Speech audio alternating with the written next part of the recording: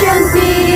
Welcome back to our vlog! So today we're going to talk about Chinese culture and we want to help you, half of you, who will be going to China as an exchange student. Before that, let us introduce ourselves. My name is Maya. My name is Naswa. My name is Ella. My name is Indi. Basically, this vlog is talk about the different culture between China and Indonesia. Anyways, we will compare both culture so we can be more prepared and less surprised. We have four main topics and each of us will explain one of them about that. So for the first is Chinese architecture, for the second is festivals, and the third is Chinese culinary, and the last one is Chinese philosophy. Trust us, all of these are going to be super interesting. So, are you ready to explore Chinese culture with us? Ready? Let's get started! As we explore China exercise, here is brief comparison between Chinese emperor buildings and the Japanese royal place. Chinese places from the Ming ancient dynasty are known for their symmetric golden curved roofs and the use of tokgong. So, what is tokgong? Tokgong is a wooden bracket system that supports wide roof, reduces shaking, and creates elegant eaves. This element highlights imperial power and cosmic order. Meanwhile, Japanese places like Keraton Yogyakarta use jogo and limasan roof supported by the sakaguru. The four main pillars are the center of the building. Their layout feel more organic, connecting the alun-alun, royal halls, and mosque to express harmony with nature and community life. In a short, Chinese place emphasize grandeur and authority, while Japanese place reflect balance, spirituality, and everyday life living. The festival we're going to talk about is the Mid-Autumn Festival, and it's kinda reminds me of Idul Fitr. Even though the cultural backgrounds are very different, I like to explore how they are comparable and how is it gonna make you feel like you're home. So, the Mid-Autumn Festival or Chongqiujie celebrates the brightest moon, rooted in harvest tradition and the myth of Hou and Chang'e, symbolizing love and reunion. People will gather with family, eat mooncakes, admire the full moon, and share stories or wishes for good luck, avoiding arguments and negative energy. On the other hand, Idul Fitr in Indonesia shares a similar atmosphere, focusing on family forgiveness and special meals.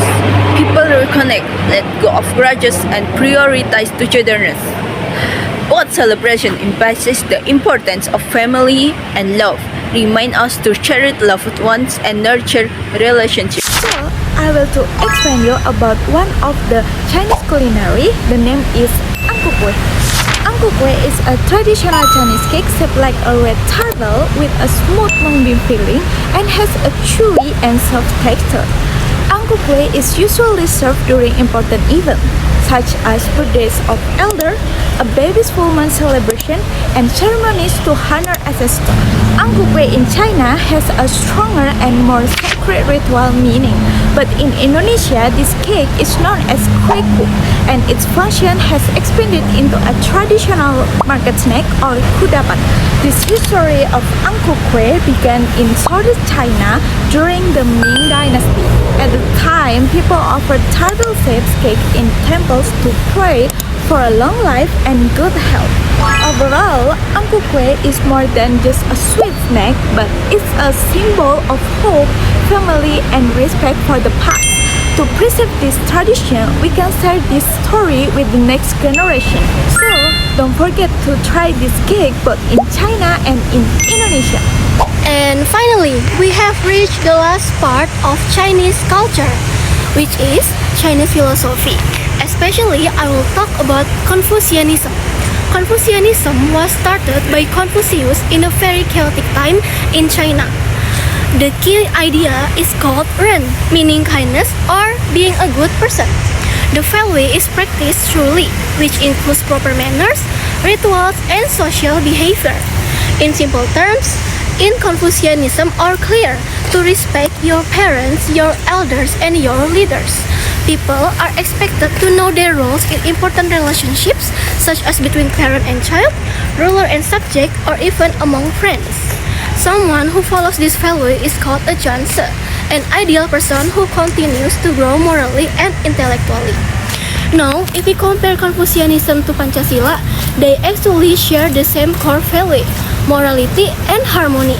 Confucianism focuses on harmony through human relationships, while Pancasila, they are focused on harmony through unity, justice, humanity, and belief in God. Both teach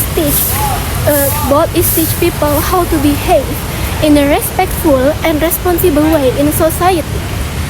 Quick historical context, Confucianism grew from the teachings of Confucius, while Pancasila was born from Indonesia's struggle for independence and became the foundation of the nation. To truly understand a culture, don't only memorize the rules, look at the values behind them. Because at the end of the day, both Confucianism and Pancasila are trying to answer the same question: how to be a good human in society. Alright guys, that's all from us. And we hope this video helps you a lot. See you in the next. Peace!